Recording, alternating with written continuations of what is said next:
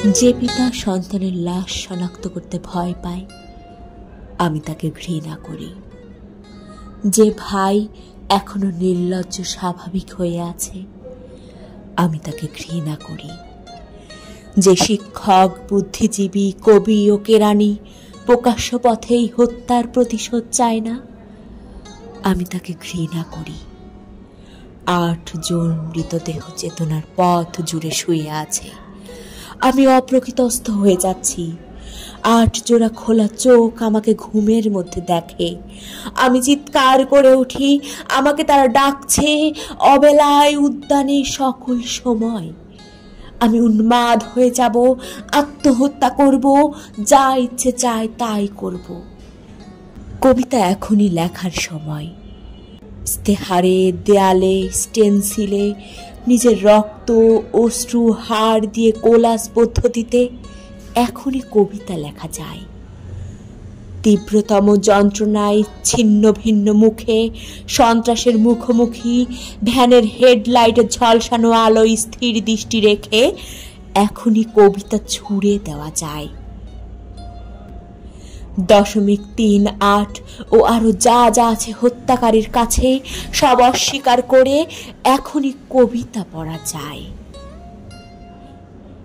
লকআপের পাথর হিম কক্ষে ময়নাতদন্তের হ্যাজাক আলোক কাঁপিয়ে দিয়ে হত্যাকারীর পরিচালিত বিচারালয়ে মিথ্যা অশিক্ষার বিদ্যায়তনে শোষণ ও ত্রাসের রাষ্ট্রযন্ত্রের মধ্যে সামরিক অসামরিক কর্তৃপক্ষের বুকে কবিতার প্রতিবাদ প্রতিধ্বনিত হোক।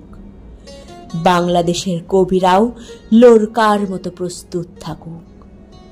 হত্যার শ্বাসরোধের লাশ নিখোঁজ হওয়ার স্টেন গানের গুলিতে সেলাই হয়ে যাবার জন্য প্রস্তুত থাকুক। তবু কবিতার গ্রাম অঞ্চল দিয়ে কবিতার শহরকে ঘিরে ফেলবার একান্ত দরকার। এই মৃত্যু উপত্যকা আমার দেশ না, এই জল্লাদের উল্লাস মঞ্চ আমার দেশ না, এই বিস্তীর্ণ শ্মশান আমার দেশ না, এই রক্ত স্নাত কসাইখানা আমার দেশ না। আমি আমার দেশকে ফিরে কেড়ে নেব, বুকের মধ্যে টেনে নেব কুয়াশায় ভেজা কাশ, বিকেল ও ভাসান। সমস্ত শরীর ঘিরে জোনাকি, না পাহাড়ে পাহাড়ে চুম, অগণিত হৃদয়, শস্য, রূপকথা, ফুল, নারী, নদী। প্রতিটি শহীদের নামে এক একটি তারকার নাম দেব ইচ্ছে মতো। ডেকে নেব টলমলে হাওয়া, রৌদ্রের ছায়ায় মাছের চোখের মতো দিঘি।